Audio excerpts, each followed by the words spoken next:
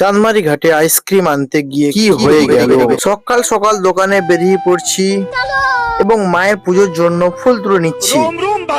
দোকান সাজানো কমপ্লিট হয়ে গেছে, এবার টিফিন করার বলা। আমার টিফিনটা একবার দেখে নাও প্লিজ ভাইকেও দয়া করে লোভ দেবেন না। টিফিন করতে করতে দেখলাম আইসক্রিমটা একটু ফাঁকা ফাঁকা লাগছে, তাই আমি অর্ডার করে দিলাম। আমি যে দোকানটায় থাকি সে দোকানে একটু বর্ষা হলে জল পড়ে, ওপরে পেপার দিতে হবে যাতে জল না পড়ে। কিন্তু ওপরে উঠবো কিভাবে, সিঁড়ি তো নাই।